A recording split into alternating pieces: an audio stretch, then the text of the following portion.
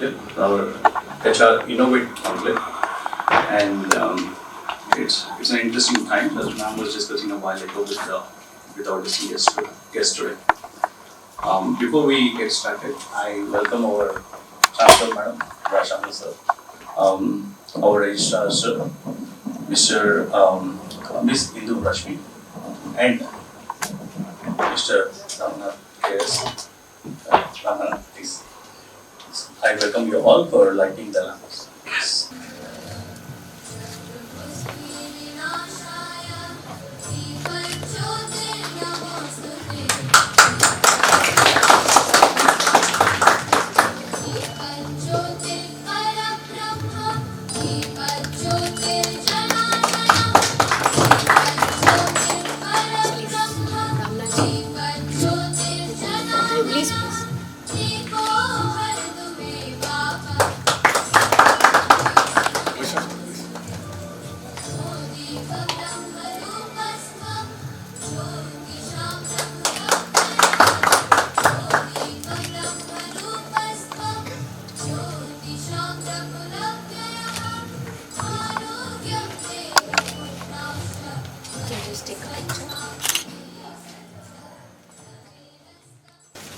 Thank you, everyone. May I now request Dr. S.S. Biliki, Vice Chancellor of the B.E.S.T Innovation University, to introduce the university to our guests and also to set the tone for today's conclave. Dr. S.S. Biliki. Good morning to all of you. Ladies and gentlemen, distinguished guests, faculty, and Madam Chancellor. It's indeed an honor to be here for me amidst such a galaxy of experts, and we're here for a reason.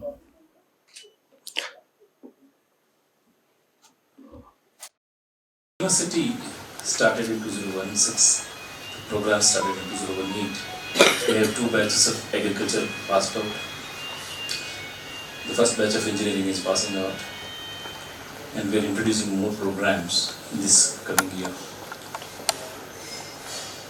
Well, we are doing very well in terms of our infrastructure, in terms of our ability to impact the society around us, which for us, and our ability to get the right students or right workforce across to the industries. We have been doing a fabulous job.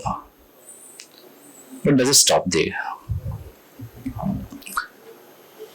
It's a VUCA world. All of us understand that it's volatile, uncertain, right? Very complex, very ambiguous. But are we there yet? So this is where the whole premise of this HR summit comes into our minds. Are we doing enough? Do we need to understand more? So, on one hand, we are talking about skill building. On the other hand, we are talking about academics being very strong. For example, I am expecting a lot of good Python skills. At the same time, I also understand that DSA is equally important. So, are we there? So, how do we build the next level of our institution? So how do you move to that next trajectory? Here is where the entire focus for us on this HR summit is coming from. Okay. So we wanted to understand from the industry, right from the horse's mouth, what is it that we could do to enhance our engagement with the industry, number one, in terms of our ability to impart the right education, right skills, right soft skills, right life skills, developing the right well-rounded personality so that the training time within the industries is far reduced compared to the current timelines that we are looking at. We are doing fabulously well. We have an agriculture college, which is about 1,000 plus, 1,300 plus students we are talking about. And we are introducing them to the most modern technologies. In fact, I'm very proud to say that half of our agriculture final students have done drone internships, not in one state, across multiple states. And today they are an asset to the country in terms of their ability to contribute to the agricultural field. Engineering, we had 19 students who were specifically chosen by Computer Society of India for internships. With all the way they look at it. We're introducing management. We're introducing health sciences, paramedical, allied health sciences. We're introducing law and governance. We're introducing humanities. But all this for a purpose. So we understand that it is not just technology alone which is going to survive in the world. The next 2-3 decades will be all about food, water, sustainability, and environment. And how do we build that next phase of our organization is what we are looking at. And as a prequel to that, we understand the intersection of the different disciplines. There are multiple diverse disciplines. So when I look at my agricultural student today, so what is the level to which I need to educate him on technology? And he also interacts with farmers, the whole ecosystem. So what kind of management thoughts we have to put in him in terms of logistics, his ability to understand that? To what extent should I enable him with AI so that he is able to identify the right diseases faster, more productive? And do we have a demand for that? Right? We do have, because we do some surveys, but then when you get it, from the industry itself, that will be more exciting for us, because that interaction is totally at a different level altogether. In the management field, for example, management is all about developing the right leaders for the right industries, so that they take care of both operational aspect, strategic aspect, and then how they move on. Are we developing the right leaders? Okay, so what are the leadership skills that we need to develop in them? And how much of technology they need to understand? Okay, so I have been into IIT for a long time. I was with HP, IBM. Then I have moved here. I used to be HP's, I used to head a country function for HP, business function. So what I understand is this. In spite of the best recruitment efforts we do, we may not be able to map the right skills. So should we go for customized programs? So for example, if you really look at now, Manipal Business Academy is doing fintech finance, finishing schools. But that's happening after a particular degree. There's a spend associated with that. Rather than should I look at a BCom or a BCA or BBA with associated across certifications? Would that be required? Especially when we look at hype cycles, what Gartner produces, IDC produces. We do read, like it goes all the way up, and then we know when to take the right steps for creating that additional skill pool. But will it plateau there itself? We need industry advice in those places. This is exactly the reason why we are looking at this HR summit, and the themes are ideally positioned for that. In the first theme, we are looking at talent challenges and preparedness, setting the tone. Then we are looking at India, how HR is transforming itself. Then we move on to empathy and employee expectations at workplace. After all of this is done, questions are left. We are moving to uncharted path. So what is it that we can do? So we have a very structured way we are looking at it today. So for each of that, we need answers from you. We need a dialogue from you, so that we can understand this landscape much better. And we build the university to answer some of the questions at least in them. Very similarly, in the field of law, let's say, the complexity of legal system in India, of course it has been simplified a lot now, But in spite of that, complexity is very high. But in the legal education today, we don't talk about interpersonal relationship. There's an amount of psychology involved, but not beyond a particular point. Not much of technology. And there was, 3 years back, there was a talk that Watson would replace lawyers. Right. So, to what extent we should be reacting? That's another thing that we are looking at. And when it comes to nursing, paramedical courses, what is the level of play sensors will have in monitoring? You have got patches for everything now, monitoring everything. So what level should we be looking at it? So what is the level of data science that we should teach to our nurses, let's say, for example? So this is your help. This is where we were looking for guidance, ideas, because end of the day, we are also ready to innovate. Innovation is right in our name. So we are ready to innovate. We are ready to contribute to the innovation cycle. We are ready to work with the industries in, putting the right resources for innovations. We are ready to do collaborative projects with the industries. Okay. So this is the premise on which we are talking today. And we also have, World Forum for Education as a part of our same group. So which is a think tank. And in fact, going a little beyond think tank, we want to set the tone for the innovations that happens in the country. So we're building that as well. So if you really look at our focus on innovation, is just not just beyond it's much beyond the nomenclature itself. And we are looking at creating the next level of collaborated innovations that are possible in this country. Once again, thank you, Sirish, for welcoming, and I welcome all of you to this HR summit, and do look forward for your participation in future summits as well. I will look forward to a very, very, vigorous discussions right here. And once again, thank you all. Welcome again.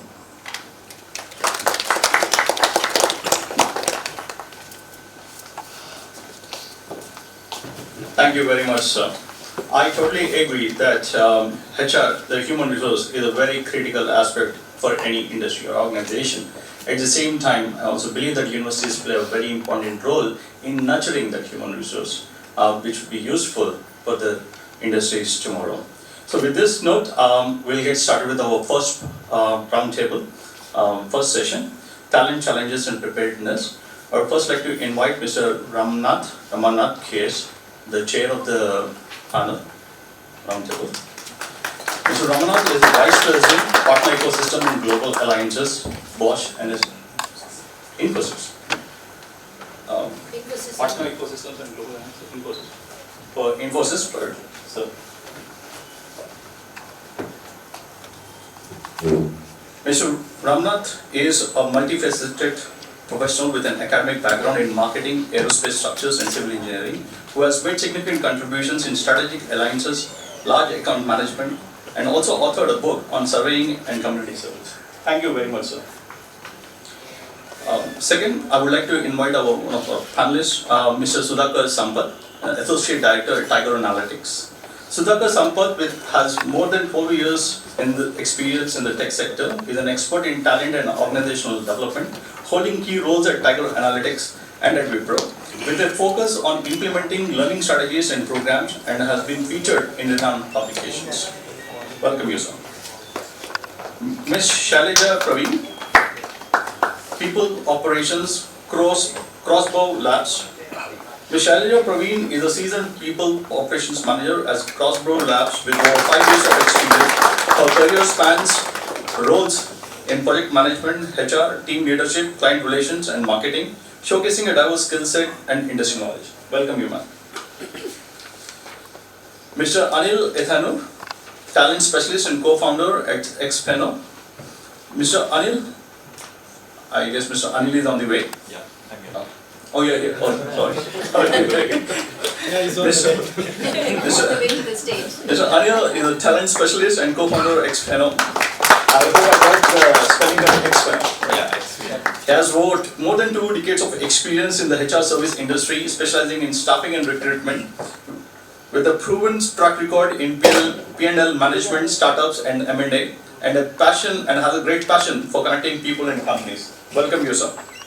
Ms. Indu Rashmi, Senior Manager at Talent Transformation, Acer India. Ms. Indu Rashmi, a full-stack HR professional and top 100 young HR leader, excels in talent development, engagement, performance management, and employer branding.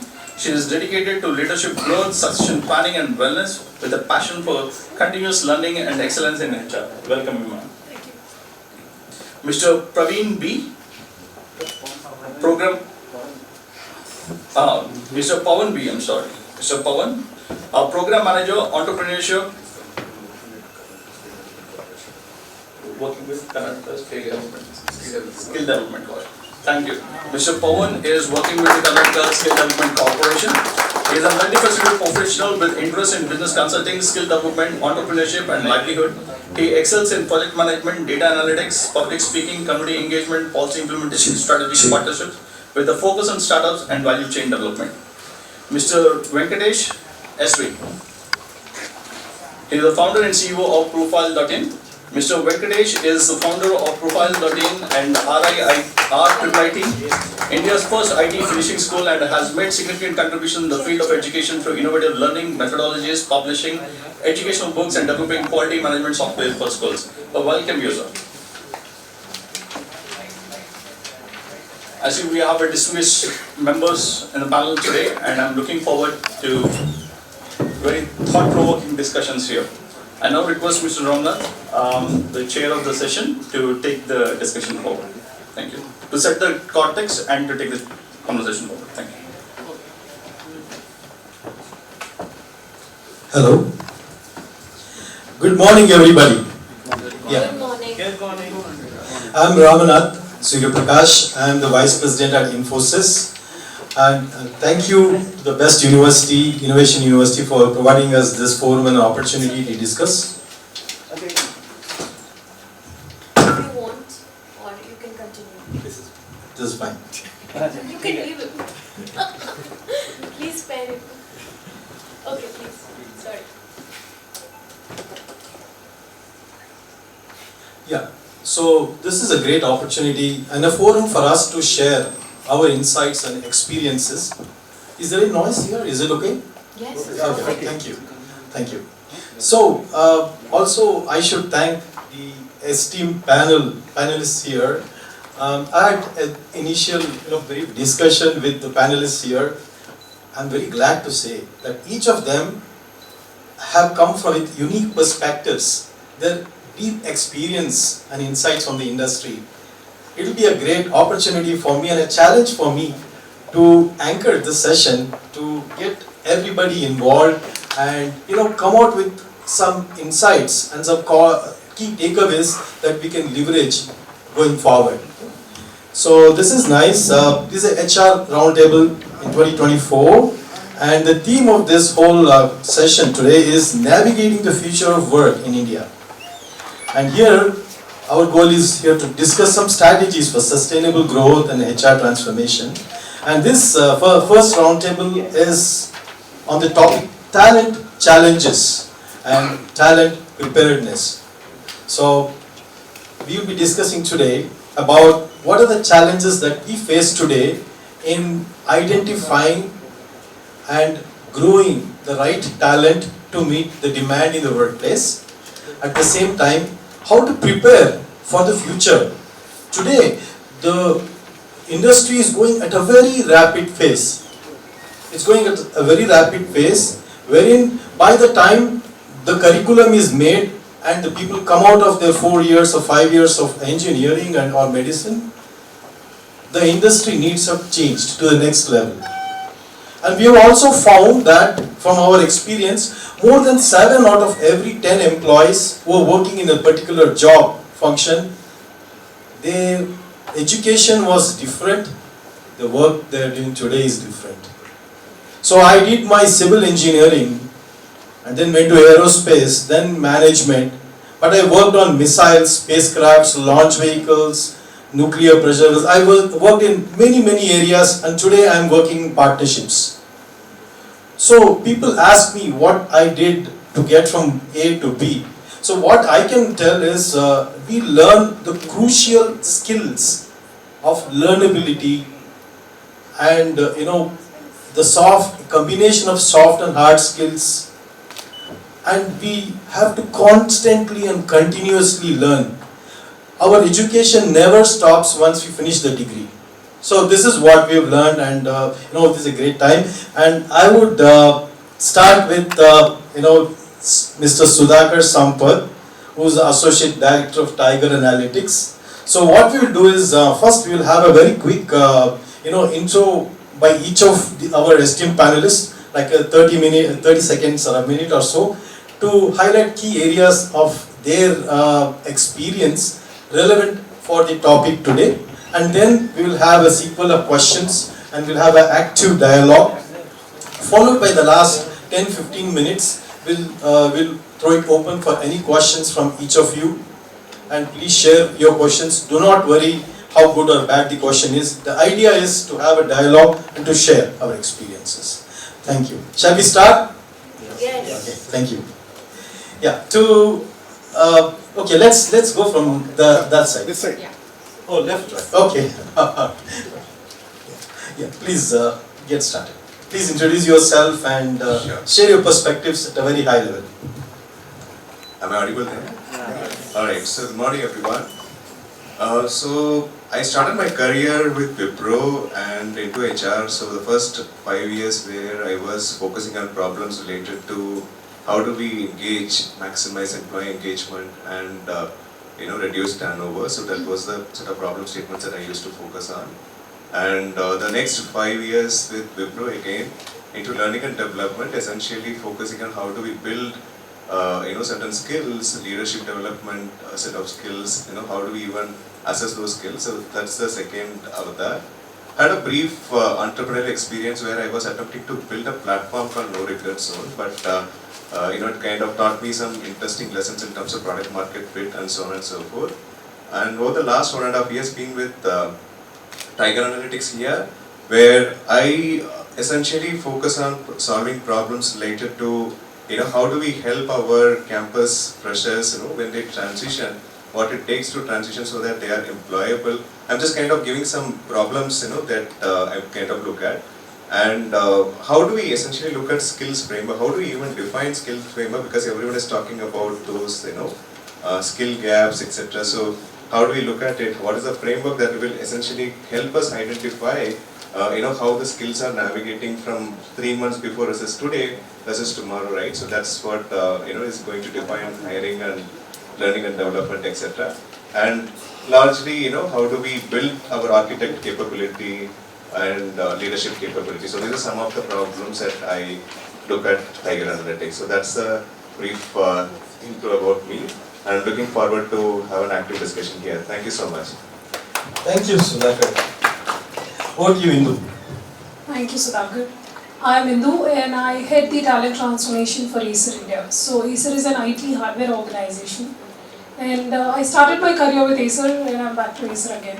Had a couple of stints outside with Capco, which is a fintech organization now acquired by Wipro again. Now, over the years, what I have experienced is your talent can be looked from 3 broad perspectives. One is when you acquire the talent, that's talent acquisition. Next would be your talent management. How do you manage your talent? And third, I would also look into the most important aspect would be talent development. I think many professionals think that development is just the initial part of the curriculum. Basically, when you are trying to take up your course or curriculum or study, but it never ends there. The development is part of your entire professional journey.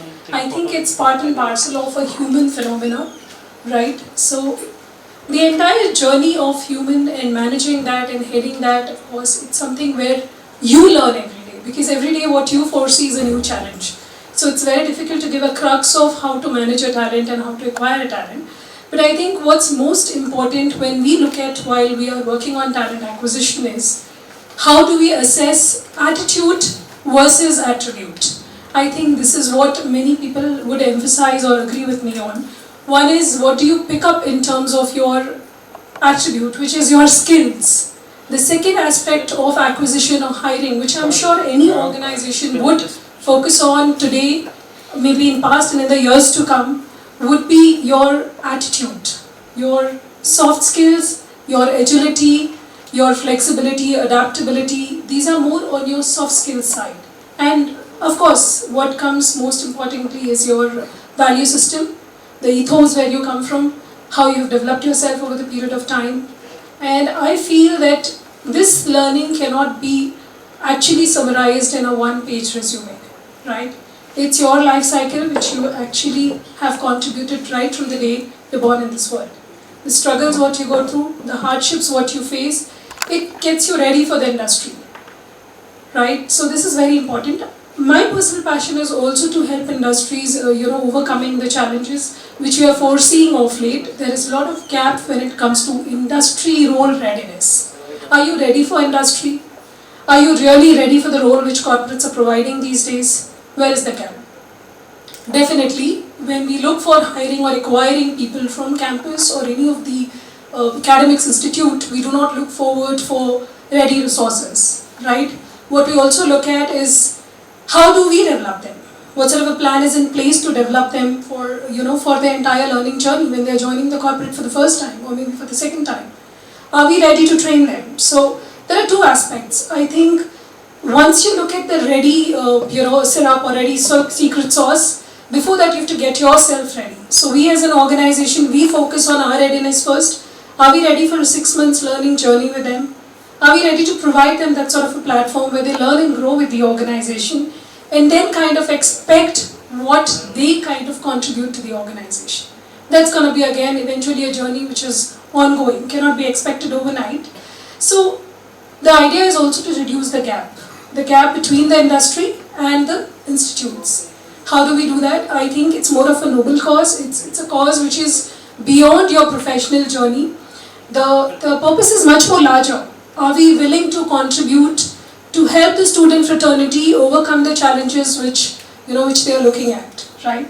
So yeah, these are a few of the interest areas. I'm quite passionate about learning and connecting with all the generations. I have been into developing right from baby boomer generation to the latest Z. So it's all generations have their own unique qualities, capabilities. And connecting them again is a very important role for human resources to work on, right? How do you connect a generation Z to baby boomer? How do you connect, say, millennials? How do you connect various generations which are existing in your workforce strata? Connecting them at different levels, connecting them for a purpose is something which human resource would foresee as a challenge, right? But nevertheless, we are evolving. We are overcoming with a lot of issues and challenges, and I'm sure we will discuss that further with Ramnath. Thank you. That was very nice. Just I wish to add a few points here.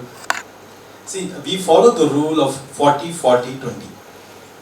40 is for attitude, hiring for attitude, aptitude and learnability. And the other 40 is for capability. And the last 20 is for soft skills, passion. So it's hard to, and we also, it's a little bit difficult when to assess all these aspects in the hiring of new hires is involved. Because the new hires also come from universities, they may or may not have that industry exposure.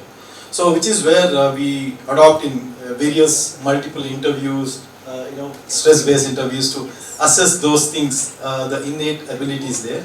But however, for the progression, promotion, this becomes very important. We also drew a graph, a chart of commitment versus capability. So we put this 2x2 chart and we find where a person lies. And thus this determines whether to promote this person or fire this person or put certain skills, interventions to get him to one of the other location. Okay, thank you. Over to you, Shailaja. Hello. Yeah, good morning to all. I'd first like to thank Innovate HR Forum here, and of course B.E.S.T Innovative University for giving us the opportunity to discuss on very important matters which is actually affecting all the industries across different levels as well.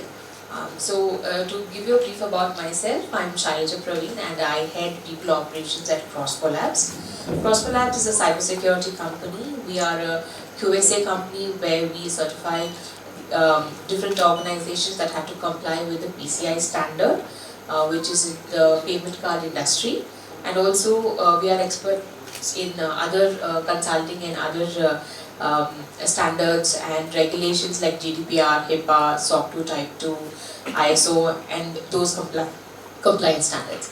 So to give you a little about the history of my experience, so I started off in the consulting firm where I was into staffing, and I have done multiple roles where I have also worked as a project manager for healthcare industry, and I'm back to IT, and I took a break in between, and I would like to thank a lot of institutions that are there today who provide opportunities for women who want to come back to work after their break. So that is how I got my opportunity to work with Crossbow Labs, and I've been with them for 5 years now, and I head people operations. So through my journey, I have understood that talent is very, very important in all industries, and there is today a dearth for talent, which is again very much important, where the skill is lacking, right? We all have people passing out with various qualifications, but what is lacking is the skill which what the industry is looking for. So I am here today to understand what challenges my colleagues are facing, and also to gain some knowledge as to see how I can implement those ideas in my own company, and of course see how we can grow. So thank you. Over to Anil. Good morning, everyone. My name is Anil and I represent a company called Xfino. My company primarily provides talent to mostly tech companies and automotive companies. And when I say talent, I mean primarily short-term talent. A lot of companies, need resources, human resources that are required for a certain short period of time. Could be 6 months to a year. And it's companies like ourselves that provide, this short-term talent. And I've been in this space for the last 20 years. I've worked with other global companies, and I became an entrepreneur at the age of 46. I started Xfino along with my business partner Kamal, who also comes from the similar industry. So my exposure has been to talk to primarily clients, enterprises, and also engage the talent pool to make sure that we, become a bridge between supply, demand. And when it comes to talent and preparedness, I primarily say that I put the complete onus on corporates and enterprises to solve this problem. Though every part of the this ecosystem does its bit, it's primarily for the companies to solve, the talent problem. And we look at it in 3 formats. We look at it as build, buy, borrow. Build is you develop your own talent. Borrow is you borrow, or you go to companies like, staffing companies or other companies that can help you, with short-term fulfillment of your talent needs. And then buy is if you're in a new segment, you don't have, these capabilities, you don't have the patience to build out, or even the confidence to borrow, then you primarily pay a premium to buy talent. So you go out and get it from your competitors. So these are the 3 models in which we look at how talent is acquired. So I look forward to more conversations around this. Thanks. Thanks, Anil. I just want to add a point here, a relevant point. So what we are seeing in the industry is, we'll talk more in the panel discussion, is try before you buy. I'm just giving the colloquial languages, and then, or in very technical term, is test and hire. So this is a aspect that is picking up very much, because there is a proliferation of colleges all over India, and there are so many universities with so many curriculums. the question we have to ask is the curriculum that is taught, is it something relevant to the industry today, and how it is adaptable to each customer, to each specific industry. It's very hard. It's very hard to the academic as well, it's hard to the industry as well. So the new model is coming wherein the rise of companies like Xfino, who plays a very important role in identifying their talent, and not only when they hire, I think they also invest in training them, aligning them to say what the industry wants. So it's kind of a bridge program to the full-time hiring process. So it's a very, very valuable aspect. Thank you. Please go on. Good morning, everybody. I am Pavan and I am a native Bangalorean, an engineer post that I got into IISc as a research associate. After that, I have done my fellowship in IIM Bangalore on public policy and management. I have been in this skill ecosystem for more than 5 years now, and I work from grassroots. Grassroots, I mean to say from taluk level to the country level on skill development initiatives, policy design, policy implementation, and making the schemes efficient from the learnings from the grassroots.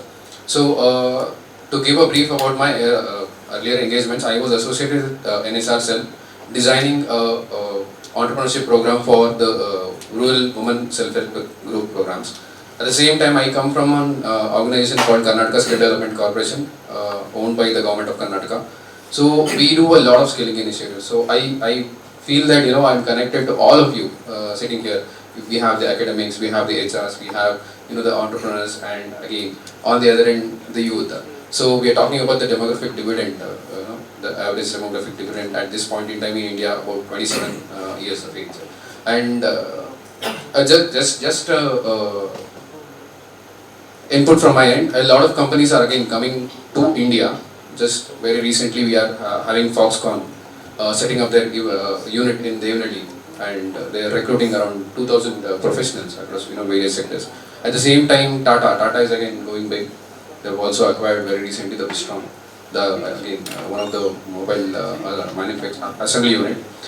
And yeah, a lot of things to in the pipeline to be coming in to India. And very recently we had the summit in Gujarat yesterday.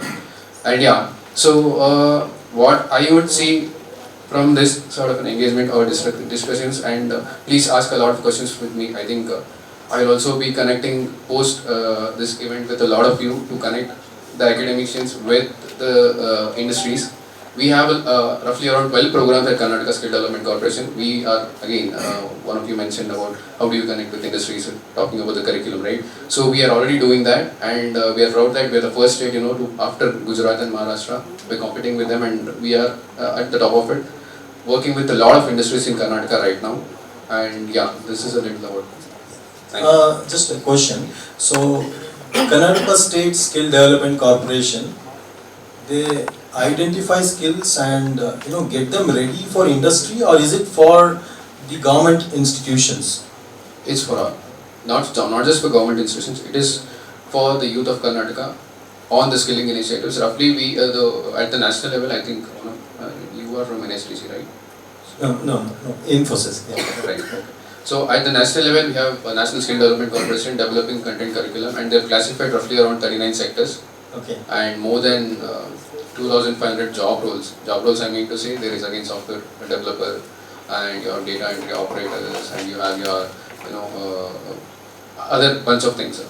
So we sort of say and implement these initiatives across all the institutions, not just academic institutions or for government organization.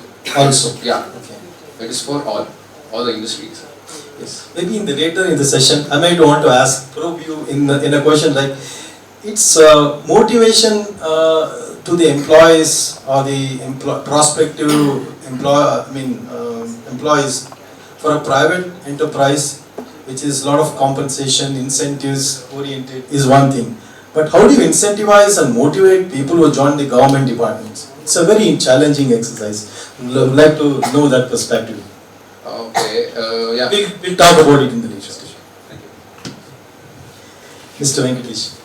Yeah, thank you, and congratulations to the university for organizing the wonderful program. So I come from an entirely different background. I am a 3-decade of entrepreneurship I started my entrepreneurship journey when I was in 21 and a half. So I started a training institution, so the Skill Institute. We had around 30 training institutions across Karnataka. Every district we have training. I'm proud that I'm from a rural background, so I understand the rural more ecosystem more effectively. So that I was running for a 1 year, almost a 1 decade. Then I moved on to the another avatar. I started a first IT finishing school in India. So basically we used to train this engineering graduate. I call them as 9th semester for engineering graduates. So it's a 100 days program. It's a short-term program, wherein we had a different conditions to pick up this candidate, because we used to pick up the candidate who have studied in Kannada medium for up to certain standard, and the cutoff is 60%. If you score more than 60%, we used to don't take them. So it should be score less than 60%. That was another condition. We trained around 10,000 kids. We have placed around 95% of my kids, and 5% of the kids they are outside India. Right? So that is, we have trained them on IT finishing school. Then another avatar is, as Pawan mentioning, I also had a little bit experience in a government, because during the COVID, so I was a part of the advisory to the Ministry of Skill Development and Entrepreneurship Government of India for 3 years. And probably you must know that there's IAS, IPS, all that. Now we created a concept called as ISDS. So that is a one thing which is Indian services. The first time in India we started called as Indian Skill Development, services. So that is something which is we have created new. Then I created a concept for Modi government called as a Skill on Wheel. So wherein we have trained around 2.1 million students, rural students across 12 different states. So that is a thing which we have launched it. Then after that, now we have another avatar called as a profile.in. So this is a LinkedIn for a students community. What you said is 40 plus 40 plus 20. I go reverse, like 20 plus 40 plus 40. I make sure that every students follow their passion. Unfortunately in India, only few work for a passion, rest everybody we work for EMIs. So that is a reality, we have to accept it. So but here we are trying to help the students to figure out not just the career, we want student to be figure out the passionate career. And that is where exactly we are trying. So going along with your discussion, probably we can discuss more. Yeah, absolutely. Look forward to ask specific questions to each of you on the areas of your specialization.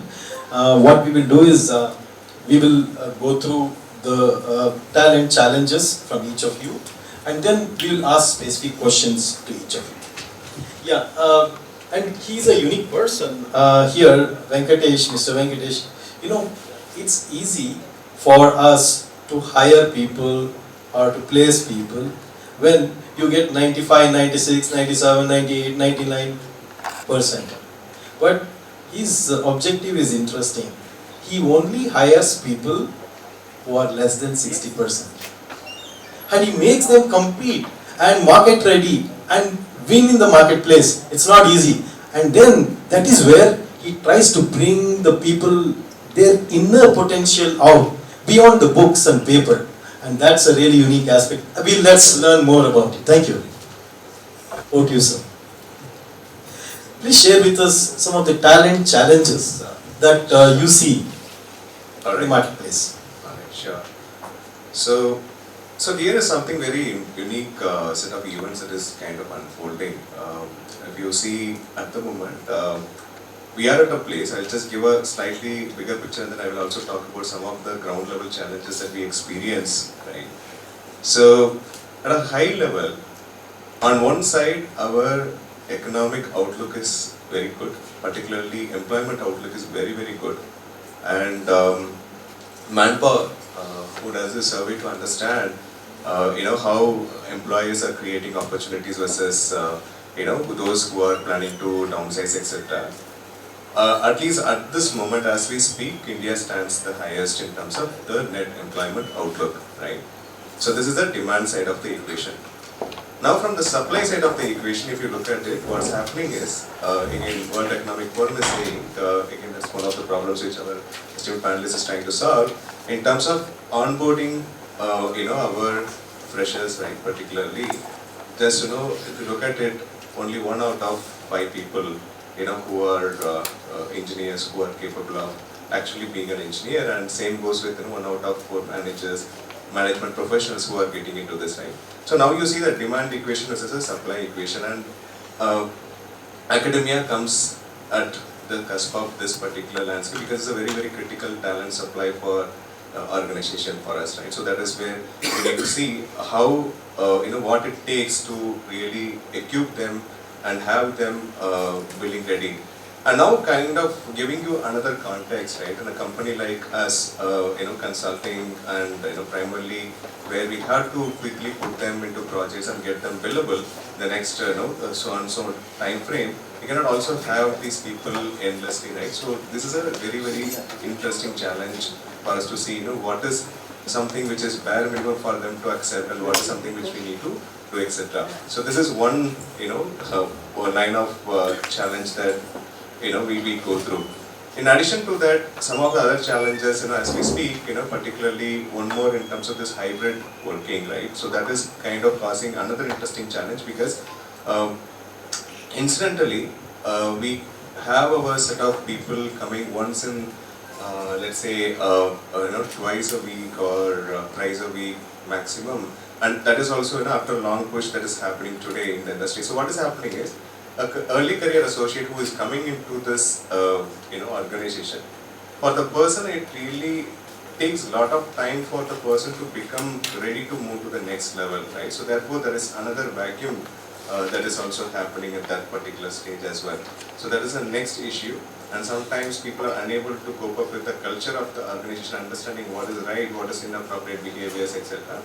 And another interesting challenge, from a interestingly, we are talking about the Gen AI world, and here the interesting aspect is, while we talk about it is likely to have those, it's likely to contribute to $4.4 trillion economy, the real challenge is, interestingly, baby boomers are the ones who are quick in adapting to that because they know how to delegate tasks, right? So therefore, while you talk to ChatGPT or while you use any LLMs, how do you set the context and how do you get the job done from ChatGPT and use it as an assistant, whereas our once again our students or the early career professionals, they still struggle to understand and adapt to that. So how do we solve this particular challenge, right? So likewise, we get to see as we move into this, we are talking about role-based hiring that's used to be the past, right? So we say, I want 5 data engineers, I want, let's say, 6 data scientists and so on. Today, the skill landscape has become so complex, wherein the number of skills, what is required for the person is so much, and it becomes very difficult for the company to stick to, say, I want a data engineer or data scientist. I want to say, these are the 6 skill sets, and this is a particular level of proficiency at which I want, and therefore can I go and find that kind of a skill set in the market, right? So this is another interesting set of challenges, it's happening. So as we move forward, we will get to see from other startups as well here, where each one is encountering their unique set of challenges, and then we would also try to share some of our experience in terms of how much are we trying to do, and what is where there is a role of academia which can also play a very, very critical role in terms of this talent supply, right? So we'll kind of get into that. Thank you. Please share your perspective on the talent challenges and preparedness. I think if we have to look at challenges, what we are forcing as an organization, sorry, I have a bad throat, just bear with it. So, when you actually get into 2 modes, is when you look for, hiring for specific skill set, specific role, and one is when you're looking for developing your talent pool. That's where you actually add to the society. When you look at developing your talent pool, your organization has different demographic working for you, right? Ultimately, we all fail to understand, are we hiring as per the demographic need as well? Not really. We have very specified skill sets, right, which we define, say, whatever skill sets we need, the academic excellence what we require. Over the 25 years, let me tell you, we have been into hiring and we have never listed academic success as one of the hiring criteria. We go ahead with a particular curriculum, of course, that is important, but never in terms of cutoff. We never define any cutoff for the student to apply for campus hiring or campus engagement. That has been our mantra. Now, how do we go about it? We purely go by the curriculum, the interest level, right? And what are we looking at? So we are looking at, say, engaging the young gen talent. That should be the broad perspective or the motto of the organization, and we purely by that. We do not get into further discrimination. We talk about equality, we talk about diversity, we talk about equity. I think there is a larger purpose to this. As long as your hiring decisions are made free of any biasness, you are bang on your equality. So the whole agenda is to make it free from any bias. Where are you hiring from? Doesn't matter. Not necessarily we hire always from top premier B schools. We do not go to IIMs. And we have seen in our 25 years, majority of our successful internal talent stakeholders have not been from top premier B schools. Right? Majority of them, they come from, say average B schools. And we do not mind engaging with them. Because they are the talent pool who has been your sustainable workforce. They have grown into leadership levels. They've spent that much of time and energy for your organization. They are your loyal talent pool who are with you, right? So it's very important to engage with all strata, like I said. You cannot discriminate again between your institutes. Why just IIMs? Why not probably any other school who is existing in the society, who is probably putting an equal effort in terms of bringing up the student? And I think Venkatesh has come up with a very good concept which I liked personally is, who's going to cater to that segment of society which is 65 below? Are we even thinking about it? Right? So the responsibility lies with people like us who are part of the panel and who is part of the audience, right? Are we making them role ready? Are we actually investing that sort of time and energy to build that talent with confidence? I think that is what is more important. In the bargain of these technical skills, we all have lost the very core of talent, which is very important. So we should stick to the core of talent. I, coming from human resource background, am very passionate about it. The human element should not get lost. No matter how much AI intervenes, your human intelligence cannot be overpowered by anything else. Now, in the years to come and forever, I can say that. Eventually, it's the power lies with us. So, if I have to look at the challenges when it comes to talent, I would summarize in two aspects. The generation which we are hiring. Are we ready to align their mindset with us? That's very important. So your mindset of the generation is very important to connect with them, to provide them the right opportunity, to get them going, and to engage with them in the years to come. I think, I'm sure all of us would know here, there are two strategies in marketing which we follow very commonly, which is pull and push strategy. I think talent acquisition is somewhere moving now from push, to pull. We have gone into employer branding initiatives where we have done many, campaigns. HR probably would have taken a step forward in terms of projecting their employer at a different level because they want the talent pool to get attracted very easily. But like Sudhakar said, we have more of demand and definitely the talent pool crunch is something which we're going to face going forward. So another challenge would be lack of talent pool for the organized, specifically in India. The demand is high. A lot of organizations are coming in, right? We heard that from one of the panelists as well. And are we ready? Do we have a workforce who's ready to join those organizations? Do we have the numbers in place? Do we have the matrix in place? Not really. I think at India level, we need to integrate the talent pool. We need to see the employment and unemployment segment, which I think most of the time HR ignores. And we have to also look at the probably institutes, the corners of the country where we have the majority of unemployment sector lying with us, right? So the purpose is much more larger. Integrate as a country, look at the overall workforce, see how we can contribute to a larger purpose of the government as well as support your entire social demographic circle. So second challenge would be crunch of talent pool. I think this is very important and I think this is equally a challenge for academicians and the institutes as well to have the talent pool who is ready to foresee the industry, face the industry rather. That's the reason I see a lot of efforts going in from institutes. Even yesterday I was at one of the very premier institutes, and what we see is the workforce which we are looking at. I'm talking about the professional curriculum like MBA, which is Masters in Business Administration, right? The talent pool as such is becoming docile, maybe because they have multiple opportunities in hand, They have parents who are quite successful, they don't need a job, they have all the amenities, they drive down in best of the cars, right? So I think I don't buy this option. They are no more working for you just for EMIs, right? And I'm talking about a stakeholder of the workforce which is coming from proper urban Bangalore, right? Not generalizing at this moment. Yes, of course, that's the reason I was talking about integration of the hiring pool is very important. Now, if you look at urban Bangalore, that's your majority of segment, who is actually getting into premier institutes, and they don't need your job basically, right? So, how do we work on our pull strategies again to hire? Thank you.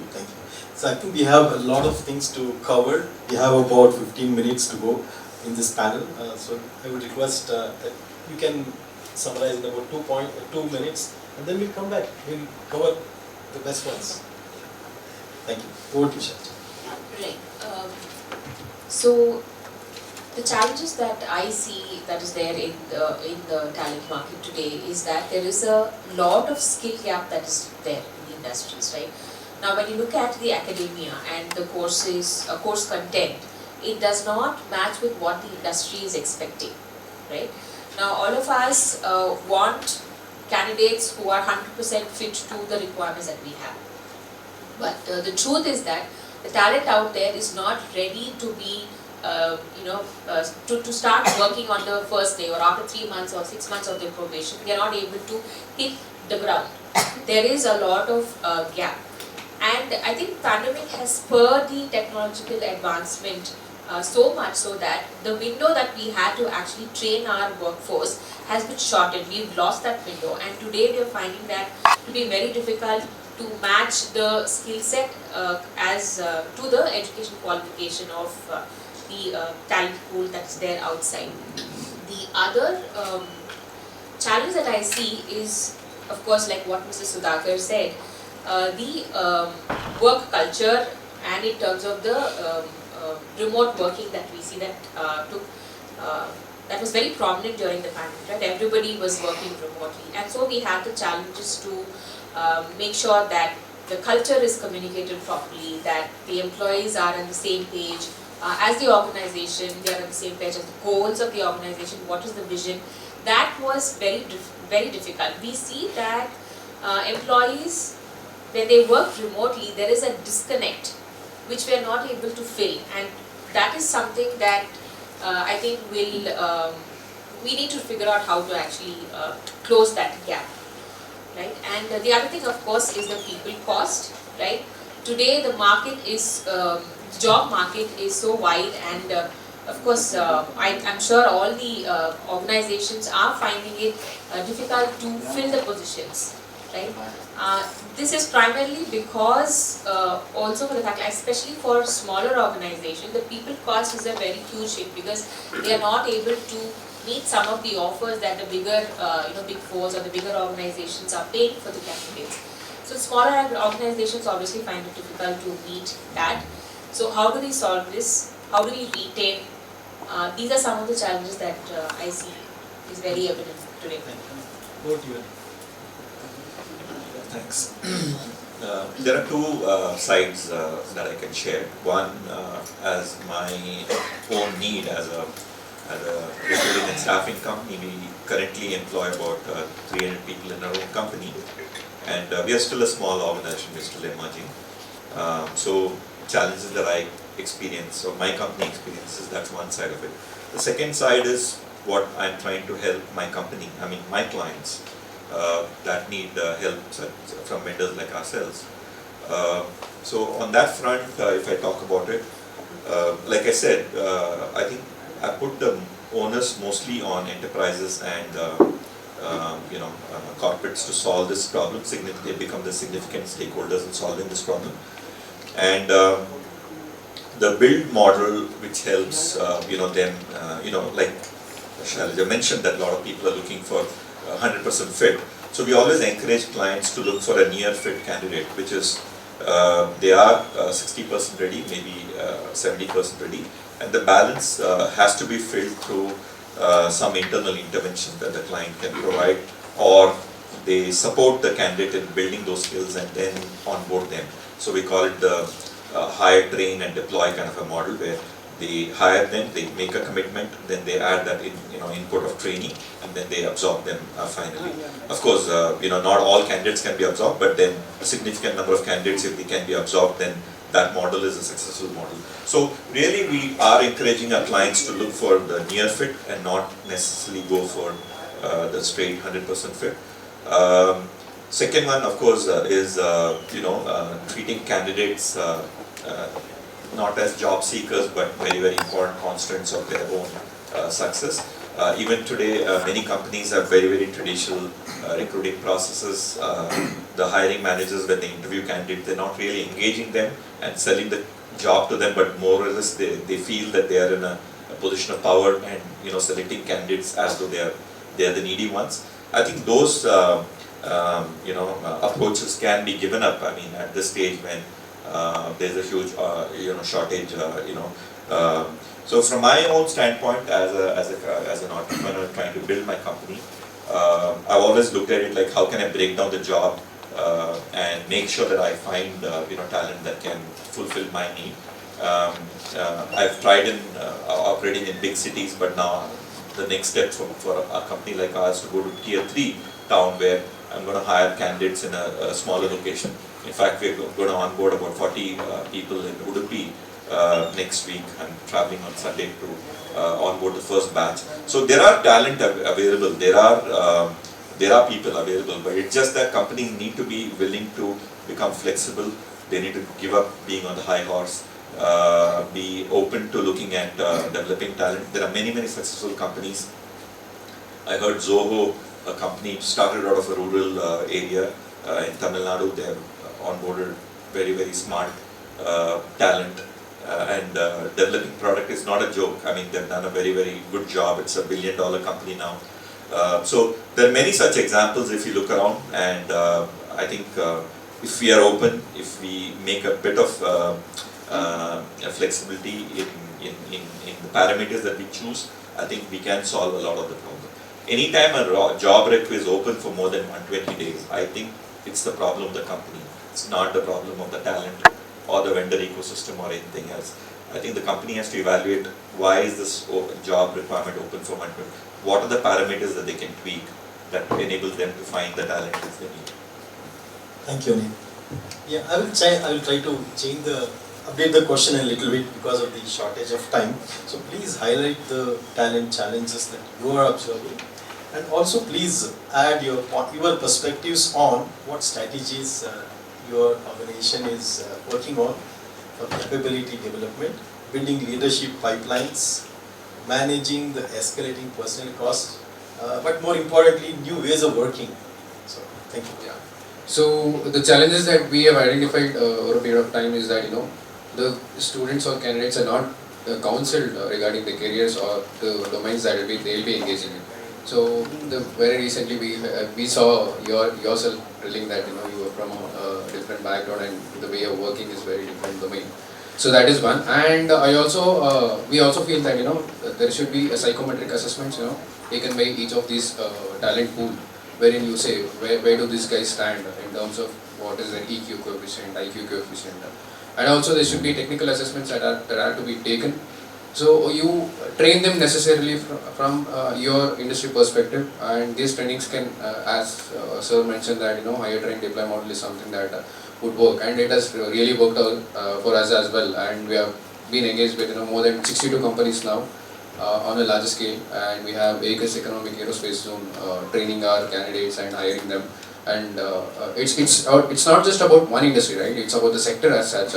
So industrial institutions like FKCCI also, we are in talks with FKCCI as well to train as many as candidates possible, and we also reach out to a lot of this CSR initiatives. One such initiative that we are also working with is Infosys Springboard. So Infosys Springboard is also tied up with Udemy, providing more than 15,000 courses that we have already, as a part of it, we have partnered with them and implementing through a portal called Skill Connect portal, and and enhancing skills from industrial associations.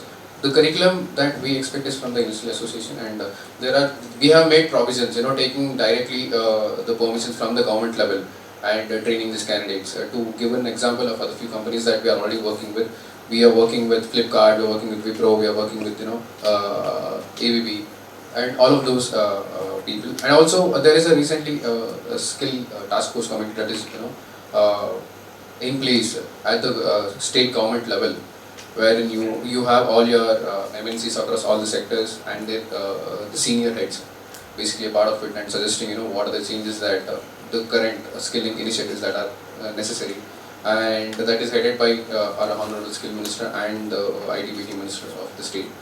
So yeah, and to talk about other initiatives, I was telling about career council, right? We have started something called Kalki Jate Kaushal right from the classes of 8th standard, wherein we just give a gist of a 2 to 3 minutes video stating that if you want to become a doctor, what is your career pathways, what is that you have to do, and how is that it will be. So we have designed for roughly around 500 such jobs, and a lot more in pipeline. Currently we are implementing this all through our Karnataka Residential Education Institutions Society schools, the government schools. But nevertheless, to see in the upcoming years, we definitely scale it up to all the institutions. Also, we are working up with CSRs like West Alliance on employability skills. So through the Karnataka Skill Connect portal, we are just giving it free of cost.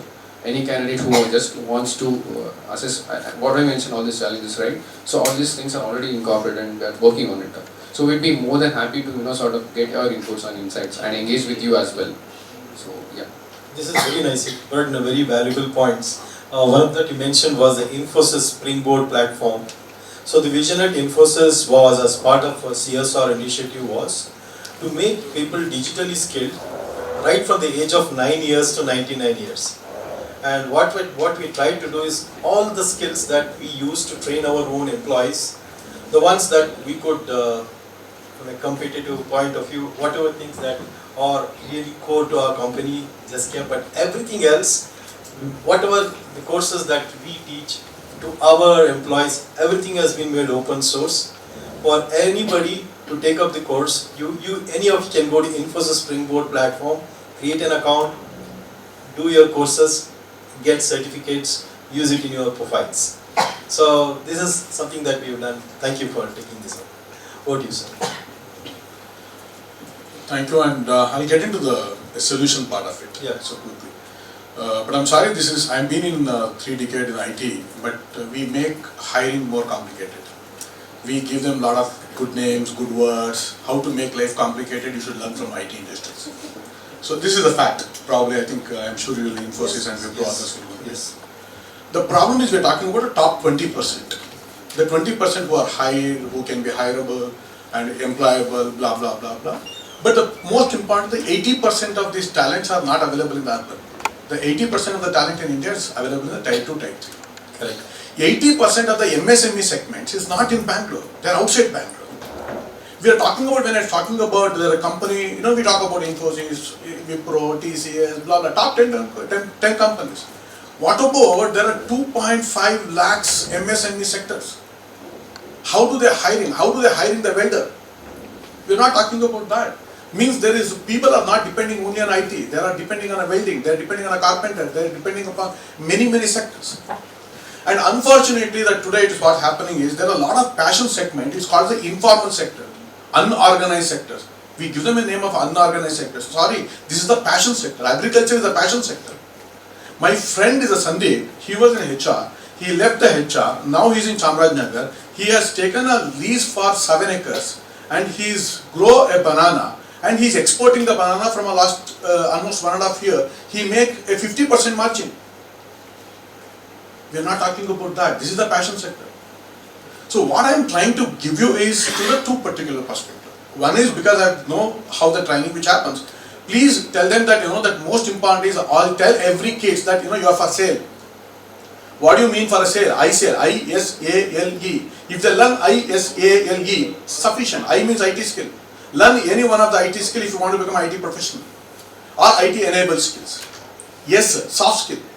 I think all our HRs will work on the soft skill.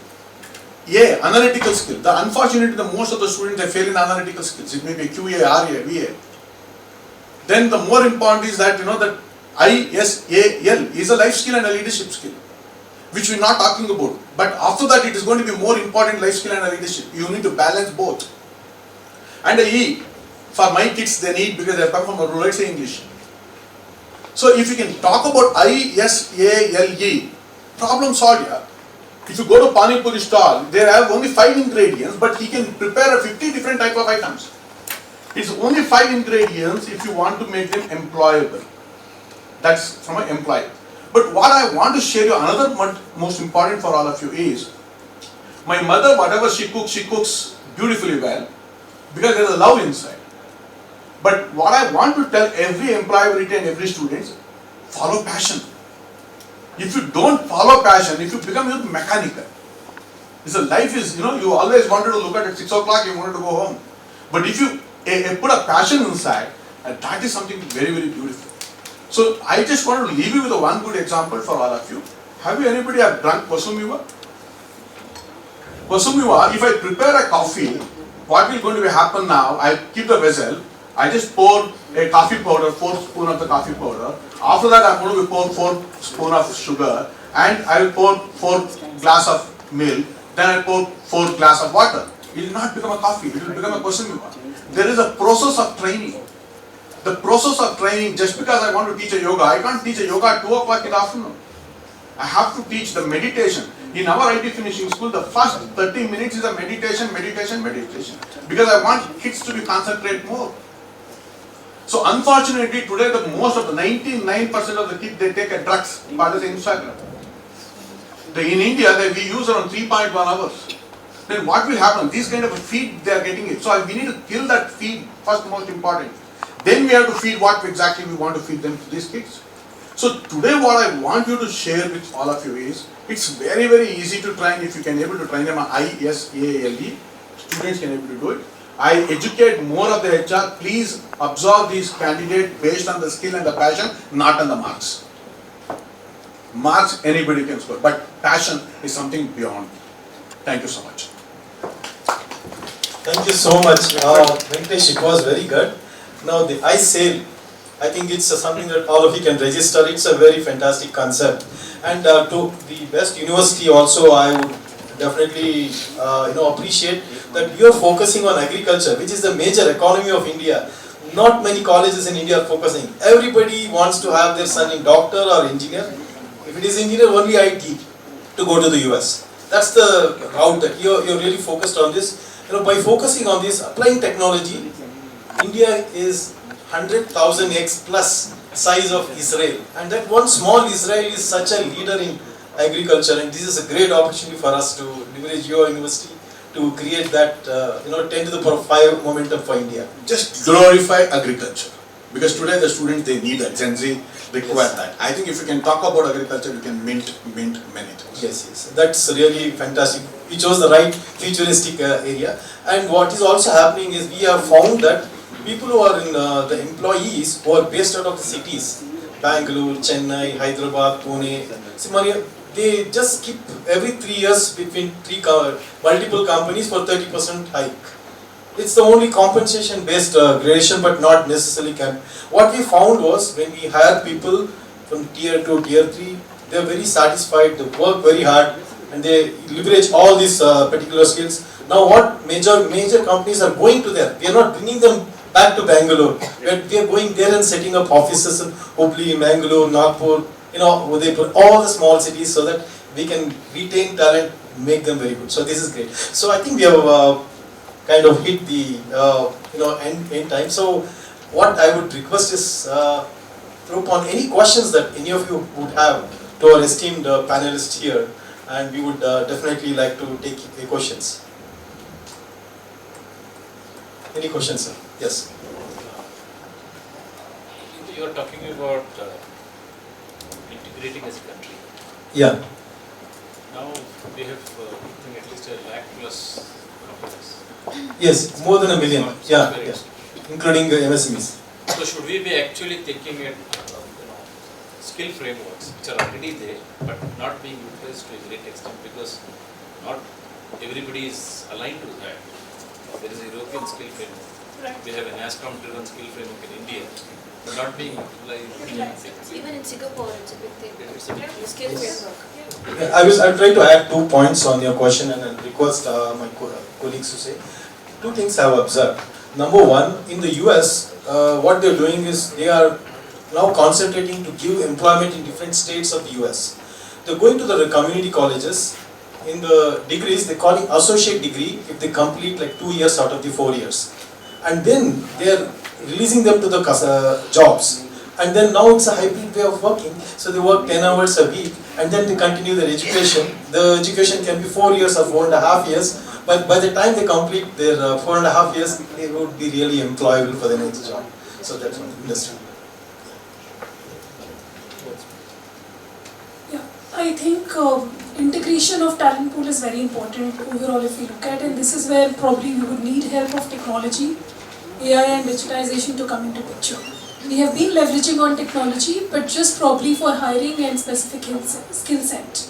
So the moment we are ready for this scenario where we are integrating it, with a common platform, we'll have the ready data with us. Once we have the ready data with us, I think it becomes very easy for human resources of various organizations to get in the mode of identifying. So far, I think Anil would relate to this. We are very reliant on specific model of hiring, which is more, open to universities, or it's reliant on, the talent providers like them.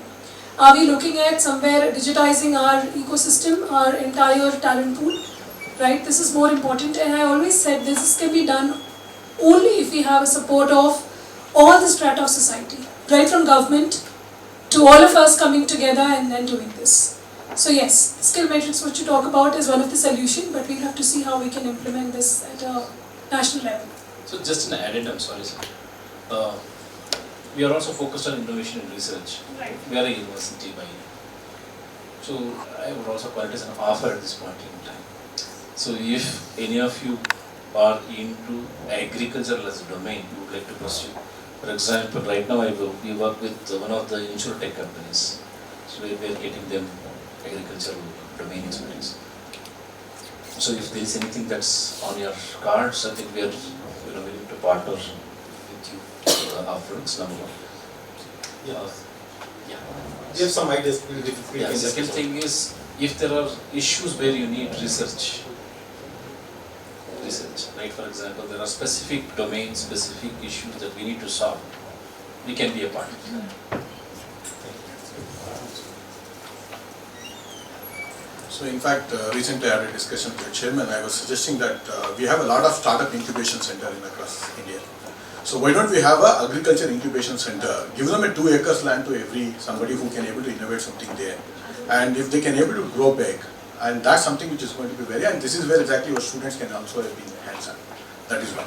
So another more important is that age between 16 to 26, the engage them meaningfully is something which is very, very important for today's. So that will going to be result. Engage them meaningfully also will help them young age meaningfully. There is one point I want to add here. This is a request to the Best Innovation University. Please add a course called Employability or Industry Readiness Program. One course, one subject, wherein you can invite people from the industry. They can speak about their perspective. So it becomes outside a syllabus, not books, but it's a kind of a project-based learning. It's going to be very, very useful. Sure. Actually, we have something called as career readiness training, CRT 1 to 98 or 1 to 6, depending on how many years this is. So we do pursue this as a part of our career readiness. Yeah, 2 things. One, you said about the skill framework that we could follow from the other countries. So there is some institutions called Karnataka German Technical Training Institute in Karnataka. So we are working with the GIZ of Germany, and which is highly advanced equipments that are sponsored, and the ecospace is actually used by candidates, and there is 100% placements. Also, on terms of agriculture, I think RCTs at all the district levels are also engaging with a lot of farmers, providing their lands and innovations at this place. So I think that is also something to think of. So if I may add, when we talked about the skill framework, possibly I will just give a 30 seconds view what is working for us, possibly that could be considered there as well. Is it better? Or do I need? I think, yeah. Yeah, let me speak like this, yeah. No, there is a mic. Alright. So something, one is this skill framework, defining and seeing or contextualizing it to our respective economy and what is the purpose that we are trying to solve there, right? That's one side of the equation. The second side of the equation is we call it as agile capability development model, right? So what we try to do as part of this, which could be of use for our faculty members here is how do we look at content curation, because content is out there, best in class content that is out there, right? As a teacher, as a professor, you are the experts in terms of what makes it easy for the individual to pick up that particular skill, right? So what is the best content that is carved out from that particular skill framework, which kind of content that can be curated, and how do we associate with some form of certifications, right? We have a lot of hyperscalers today, cloud and other hyperscalers who is also into AI, and they also give those certifications. How do we link it to that? And as faculty members, we could also look at being a research consultant or advisor to tell them, hey, this is how we need to go about doing this. So this kind of a model is kind of helping us move people a little faster. And in addition to that, something around the incubation lab where practical exposure, because I'm aware that some of the work that you all do at a grassroots level, that also gives a practical exposure as well. I just sort of adding this dimension in terms of how faculty could also view their role, right, in terms of enabling this. Just a thought. Thank you. So with this, we come to the end of our roundtable. Please give a big round of applause to our esteemed panelists. Thank you. Thanks, B.E.S.T Innovation University for arranging this. Thank you, Chair, and thank you all the panelists. I now request our Chancellor, Dr. Uppama, to kindly facilitate all of our distinguished guests.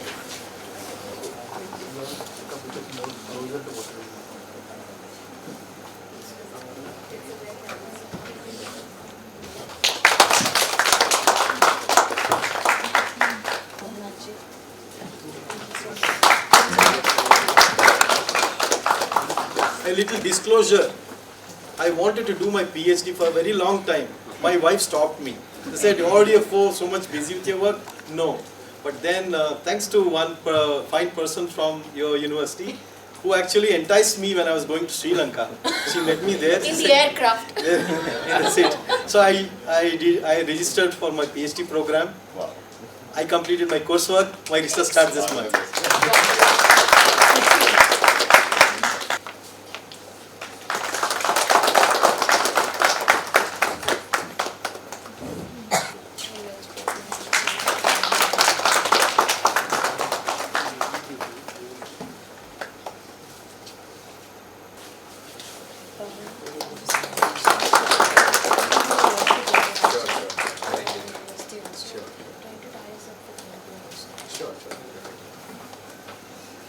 We go a long way. We have an MOU with Profilo.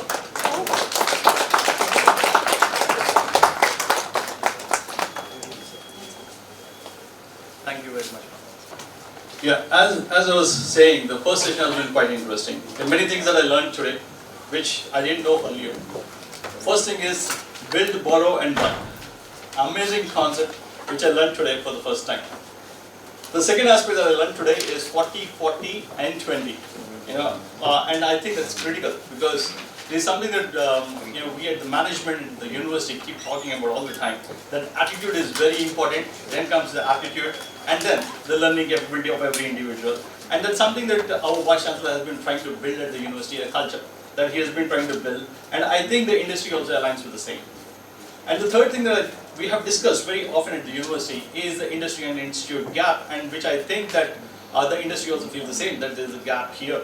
And that we all are sitting here today to try to find ways to bridge that gap. And the third, and the other point that I really liked about is one of the entrepreneurs who is working in order to bring out the inner potential of a student so that he aligns with the workforce.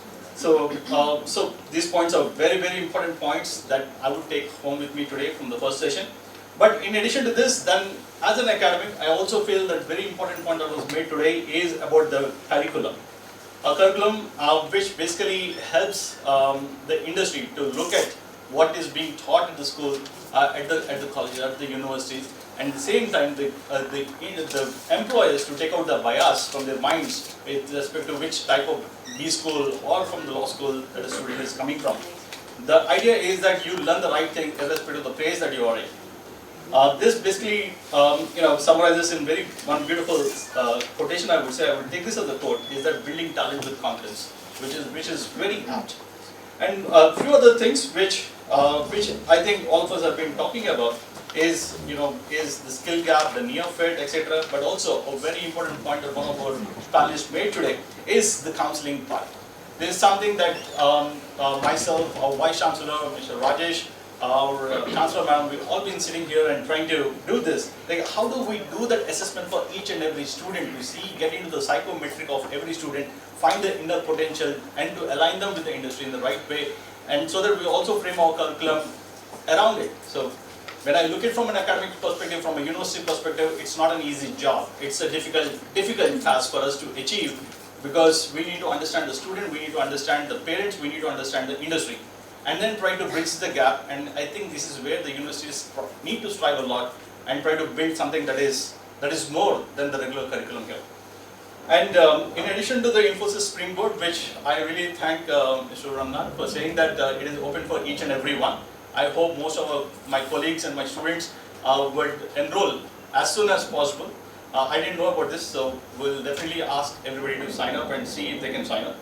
And the two beautiful quotations, I think I should thank that to Mr. Venkatesh for giving this, is that I sail.